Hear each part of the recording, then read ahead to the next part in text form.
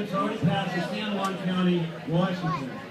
Also in the works is an ordinance in Denton County that will prevent GM crops from being planted and assert their right to be free from unsustainable food systems and unsustainable agricultural practices.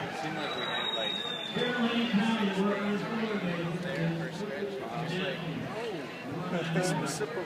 response, Montana behind a bill introduced in Salem that will strip Oregon's farmers and citizens of all local control of agricultural seed and seed products, replacing it with a one-size-fits-all policy dictated by the state. As Melissa pointed out earlier, SB 633, Senate Bill 633, Oregon's very own Monsanto Protection Act, passed the Oregon Senate on May 1st. So where did you end up getting the House? It's now in the House, in committee. We need folks to call their Congress people, make sure that it dies in committee. Yeah.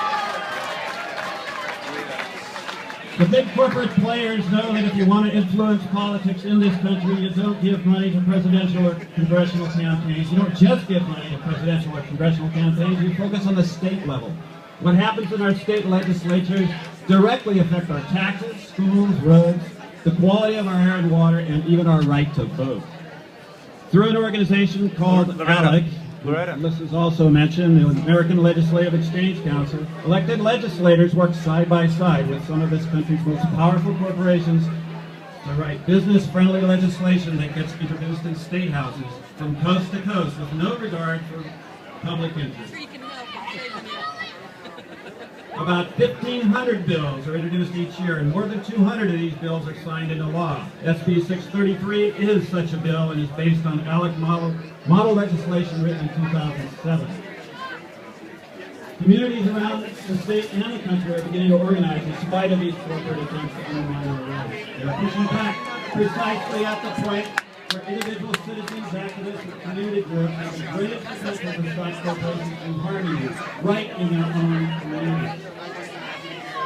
This effect has been successful because of an innovative strategy that gives communities legal authority to say no to unwanted corporate activities and sets up a framework that asserts the rights of nature and strips corporations of their constitutional rights.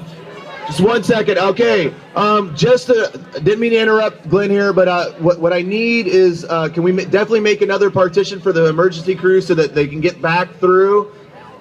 Just make a little pathway, please. That way, once they get their situation taken